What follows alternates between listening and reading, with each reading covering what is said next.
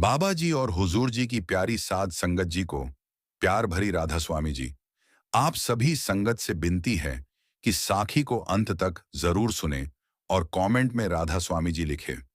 संगत जी, आज मैं तुम्हें एक ऐसी रात की साखी सुनाता हूं जिसमें एक साधक ने अपनी आंखों से वह देखा जो कभी सोचा नहीं था। उसने अपने सपने में सदगुरु को ऐसे उतरते देखा जैसे कोई चांद बादलों को चीरकर धरती पर आ गिरा हो। और जब वह चौंका तो उसकी रूह कांप उठी कि आखिर यह सब क्यों हुआ। क्यों सदगुरु उसकी नींद की परतों में समा गए। क्यों उन्होंने उस मूक सन्नाटे में अपनी आवाज गूंजाई। यह साखी तुम्हें उस परम रहस्य से रूबरू कराएगी जहां निद्रा और जागृति के बीच एक पतली सी दीवार होती है और सदगुरु उस दीवार को तोड़कर अपने प्यारे साधक से मिलने आते हैं। उस रात की बात है जब आकाश में तारे अपनी रोशनी से पृथ्वी को चूम रहे थे और हवाएं धीरे धीरे बह रही थीं, मानो कोई अदृश्य संदेश लेकर आ रही हों। एक साधक जिसका नाम था सुमन, वह अपने छोटे से कमरे में अकेला बैठा हुआ था और उसकी आंखों से अनवरत सिमरन के आंसू बह रहे थे। सुमन ने सालों से सदगुरु की याद में अपने मन का हर कोना रोशन कर रखा था, पर उसे एक बात की बड़ी व्यथा थी कि उसने कभी अपने सदगुरु को आंखों से नहीं देखा था, न उनके चरण स्पर्श किए थे। बस उसने उनकी वाणी सुनी थी, बस उसने उनके सिमरन की मीठी धुन अपने हृदय में उतार ली थी। और वह धुन उसे एक अजीब सी बेचैनी देती थी कि काश मैं उनसे एक बार मिल सकूं, काश वो मुझे अपनी आंखों से देख लें। यह तड़प उसे दिन रात जलाती रहती थी। कभी वह सोचता कि शायद मैं अभी उनके सिमरन के लायक नहीं हूं, कभी सोचता कि शायद सदगुरु की कृपा का कोई और राज है। उस रात वह थक कर बिस्तर पर लेट गया। उसने मन ही मन कहा कि हे सदगुरु, अब मैं और नहीं रो सकता। मेरी आंखें सूख गई हैं। मेरा सिमरन बस एक यांत्रिकता रह गया है। आप ही कुछ करो। यह कहते हुए उसकी पलकें भारी हो गईं और वह गहरी नींद में सो गया। पर उस नींद में उसने सपना नहीं देखा, बल्कि एक सजीव सत्य का अनुभव किया। उसने महसूस किया कि कोई उसके कमरे में आया है, कोई हल्की कदमों की आहट है, जैसे कोई फूल धरती पर गिर रहा हो। उसने अपनी आंखें खोलना चाहीं, पर वो नहीं खुल रही थीं। उसका शरीर तो सोया हुआ था मगर उसकी आत्मा जाग रही थी। उसने देखा कि सामने एक अद्भुत प्रकाश फैल रहा है और उस प्रकाश के बीच से एक व्यक्ति आगे बढ़ रहा है। उस व्यक्ति के चेहरे पर वही शांति थी जिसका वर्णन सदगुरु के सत्संग में सुना जाता था। वही मीठी मुस्कान, वही आंखें जिनमें सारा ब्रह्मांड समाया हुआ था। सुमन के होश उड़ गए। वह सोचने लगा कि क्या यह कोई माया है या मैं पागल हो गया हूं।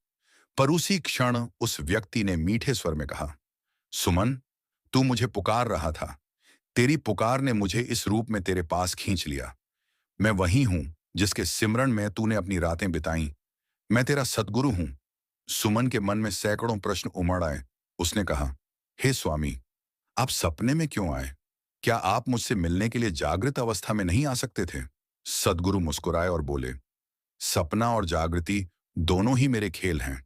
जहां तुम मुझे पुकार सकते हो वहां मैं प्रकट हो जाता हूं, चाहे वो सपना हो या सुबह की धूप। सुमन की आंखों से आंसू बहने लगे। उसने कहा, हे नाथ, मैं अपने आप को बहुत अयोग्य समझता था। मैं सोचता था कि आप मुझे दर्शन नहीं देंगे क्योंकि मेरा सिमरन बहुत कच्चा है, पर आपने आकर मेरी सारी दुर्बलता मिटा दी। सदगुरु ने उससे कहा, देख सुमन, जो सिमरन तू करता है वो कच्चा नहीं है, बल्कि वो तो तेरी आत्मा की पुकार है और मैं उस पुकार को सुनता हूं। पर तू एक बात समझ ले, मैं आज इसलिए आया हूं क्योंकि तू अपनी सारी उम्मीदों को पार कर चुका है। अब तू केवल मेरी याद में जीता है, इसलिए मैं तुझसे मिलने आया। पर यह मिलन भी एक परीक्षा है। अब तुझे यह बताना है कि तू इस मिलन को कैसे संभालेगा। क्या तू इसे सिर्फ एक सपना मानकर भूल जाएगा या फिर इस सपने को अपने जीवन का आधार बना लेगा? इतना कहकर सदगुरु धीरे धीरे उसी प्रकाश में विलीन हो गए। सुमन चीख कर उठ बैठा। उसका पूरा शरीर पसीने से तर था। उसने चारों ओर देखा। कमरे में सब कुछ वैसा ही था, पर उसके भीतर कुछ बदल चुका था।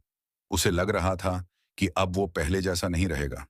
उसने उस रात फिर से सिमरन में बैठने का मन बनाया, पर जैसे ही वह बैठा, उसके मन में एक अजीब सी उधेड़-बुन पैदा हो गई कि क्या वाकई सदगुरु आए थे या यह सब उसके मन का खेल था। उसकी बुद्धि उसे कह रही थी कि ये तो तुम्हारी तीव्र इच्छा का प्रतिबिंब है, पर उसका दिल कह रहा था कि नहीं, ये सच है, मैंने उन्हें छुआ तक था। ऐसे द्वंद्व में उसने सुबह होने तक आंखें बंद नहीं की। जब सूरज की पहली किरण आई तो उसने निश्चय किया कि वो अपने सत्संग में जाकर इस बारे में पूछेगा। पर सत्संग में जब उसने ये बात बताई तो कुछ लोग हंस पड़े। उन्होंने कहा कि सपने तो सबको आते हैं, ये तो मानसिक भ्रम है। सुमन बहुत दुखी हुआ। उसे लगा कि शायद सच में उसने कुछ गलत समझ लिया है। उस दिन से उसका सिमरन डगमगाने लगा। वो सोचता कि अगर सद्गुरु सच में आए थे तो उन्होंने मुझसे इतनी जल्दी क्यों छुट्टी ले ली? अगर नहीं आए थे तो मेरी यह अनुभूति क्या थी? वह मानसिक संघर्ष उसे अंदर ही अंदर खाने लगा।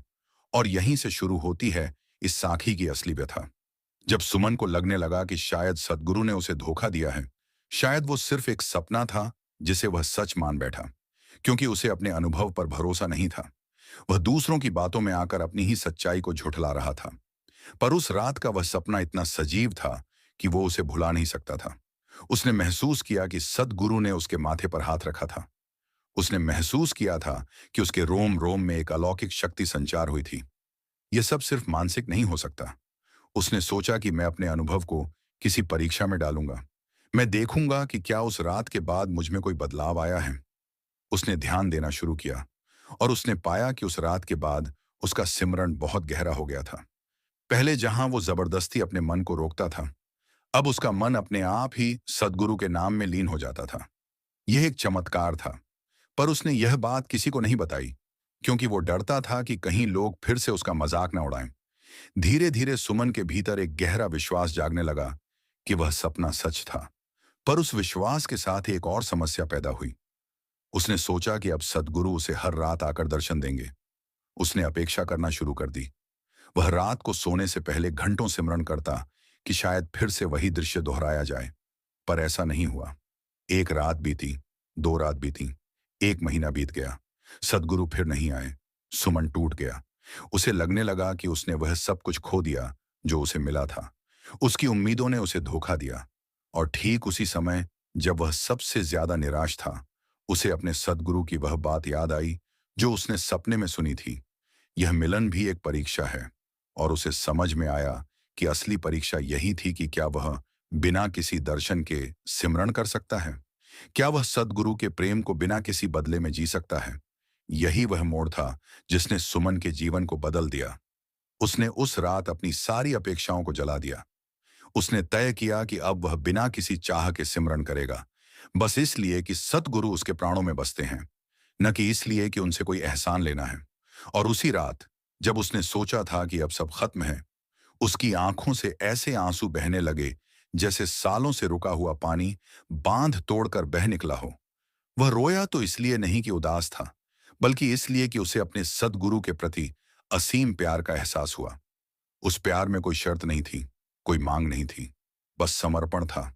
और उस समर्पण में उसे वो मीठी रसना मिली जिसकी तुलना किसी सपने से नहीं की जा सकती। तब जाकर उसने समझा कि सद्गुरु उस रात सपने में इसलिए आए थे ताकि उसे एक झलक दिखाकर उसकी प्यास बढ़ा दें, न कि उसे तृप्त करने के लिए।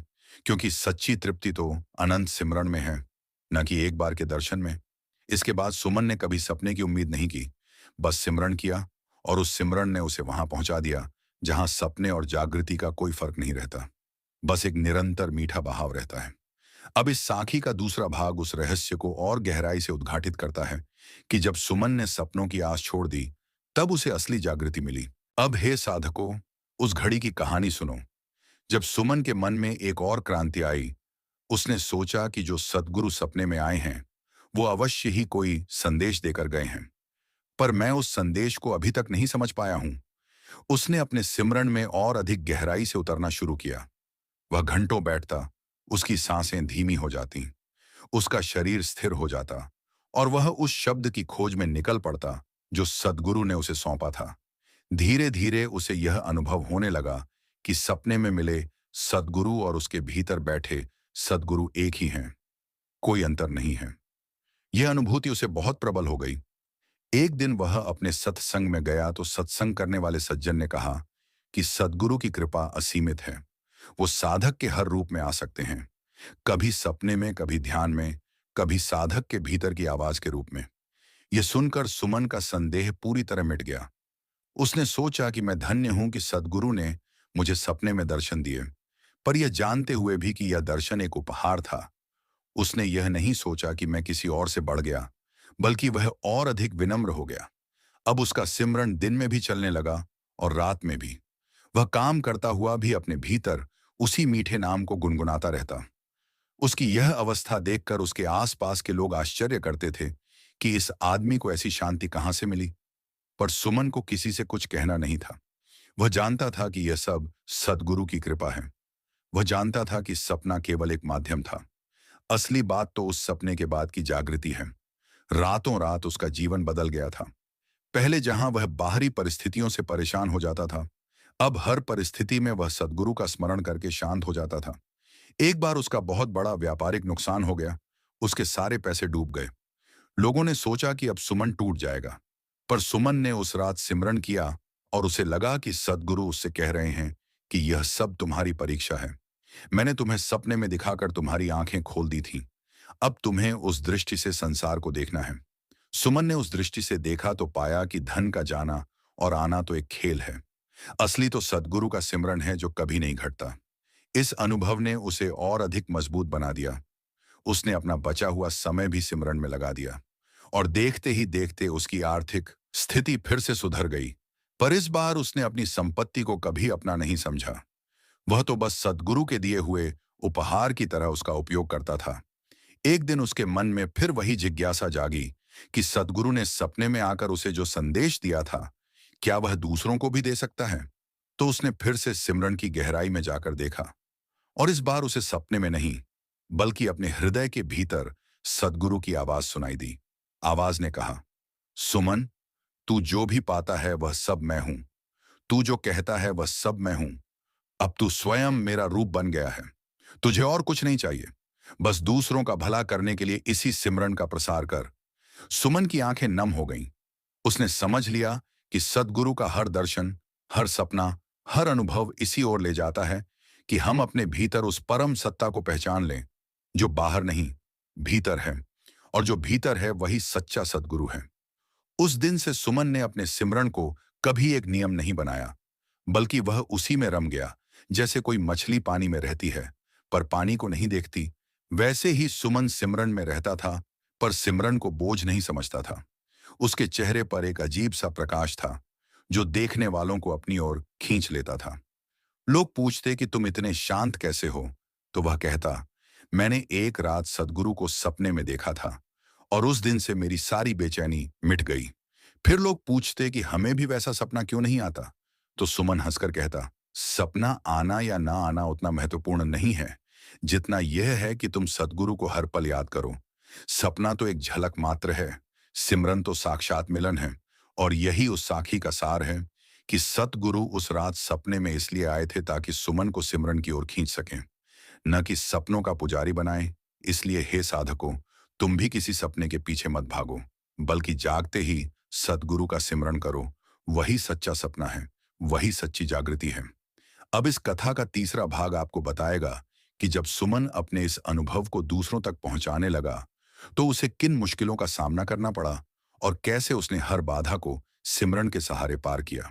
प्रेमियों, अब उस घने जंगल की बात करते हैं जहां सुमन को अपने अनुभव को साझा करते हुए बहुत ठोकरें लगी। क्योंकि जब उसने लोगों से कहा कि सद्गुरु सपने में आए थे, तो कुछ लोगों ने उस पर विश्वास कर लिया और कुछ ने उसका मजाक उड़ाया। कुछ ने कहा कि यह तो तुम्हारा मानसिक विकार है। कुछ ने कहा कि सद्गुरु को सपने में देखना कोई बड़ी बात नहीं, हम तो जागते हुए उनसे बात करते हैं। सुमन को सबसे ज्यादा पीड़ा उन लोगों से हुई जो खुद को सद्गुरु का परम भक्त कहते थे, पर उनके मन में कटुता थी। उन्होंने सुमन के खिलाफ बातें फैलानी शुरू कर दी कि यह झूठा है, इसने कभी सद्गुरु को नहीं देखा, यह सिर्फ ध्यान भटका रहा है। सुमन का दिल टूट गया। वह सोचने लगा कि क्या मैंने सच में गलत किया अपनी बात कहकर।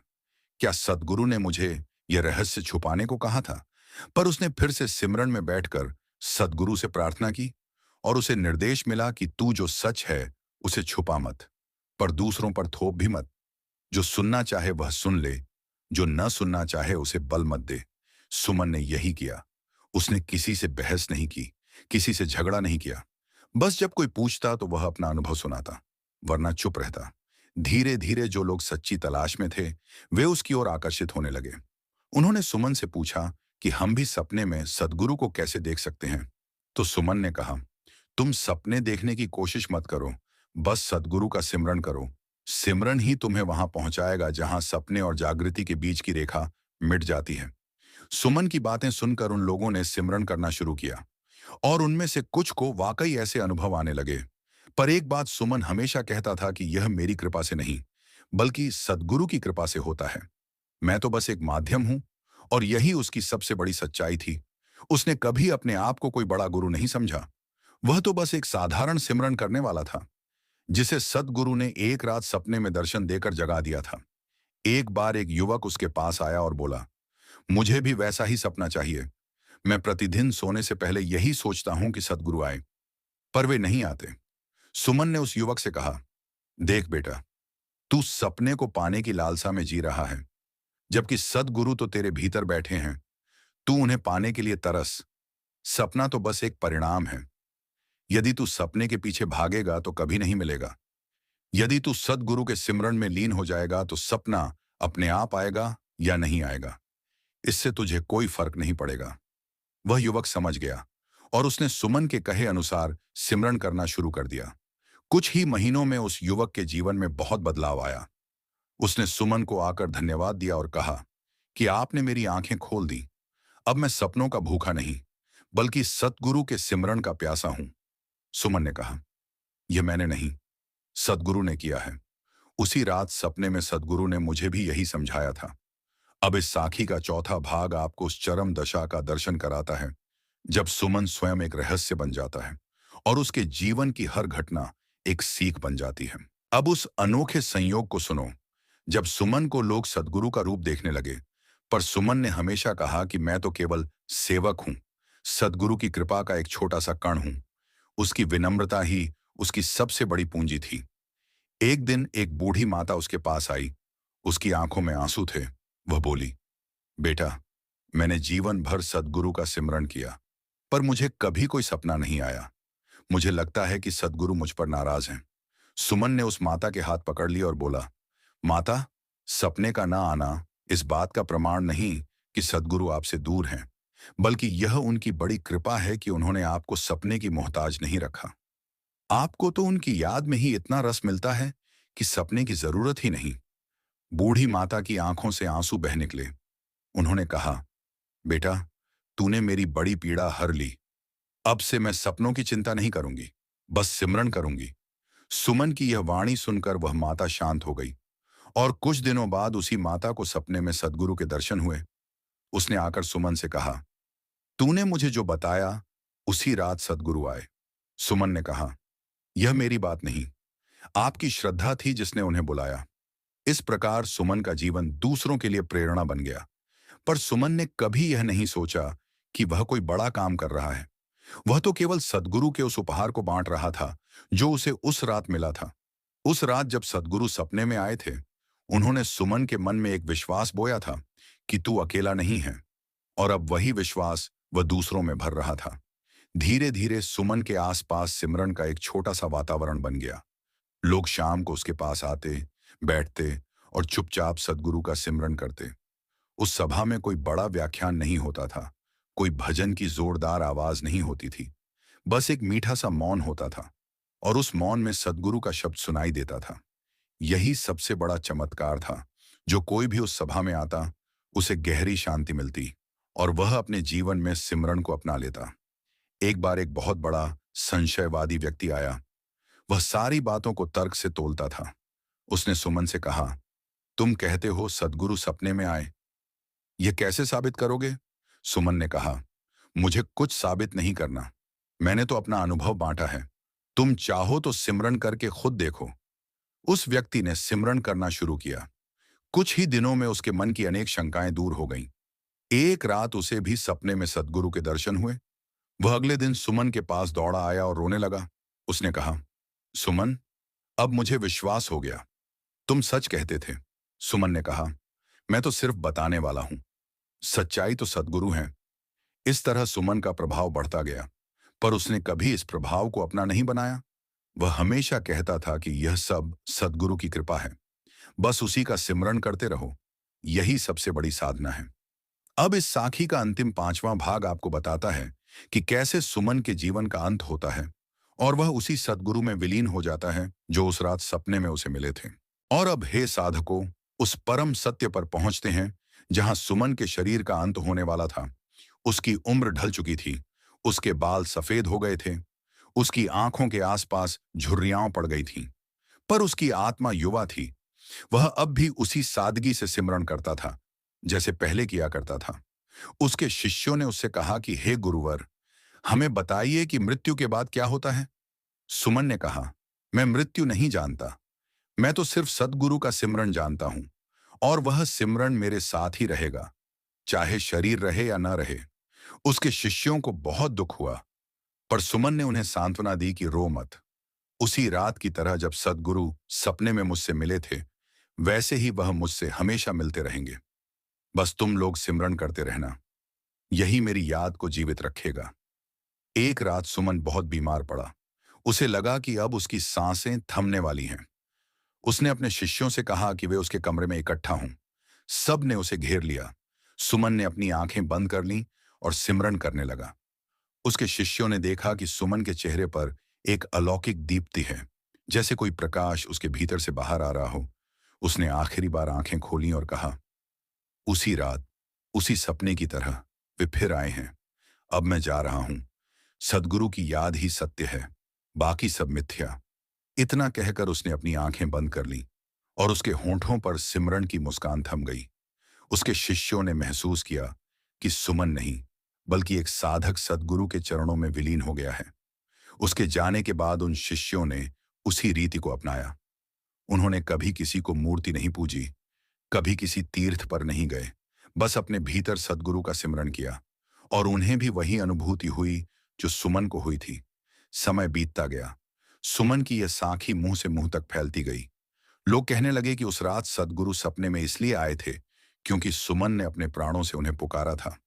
उस पुकार ने सद्गुरु के हृदय को पिघला दिया और वे उसे यह संदेश देने आए कि सिमरन ही सच्चा रास्ता है। सपने या न सपने, यह सब तुम्हारी यात्रा के पड़ाव हैं, पर अंत में तो सिर्फ सद्गुरु का शब्द ही तुम्हारा सच्चा साथी है। इसलिए हे मेरे प्यारे साथियों, तुम भी इस कथा से सीख लो।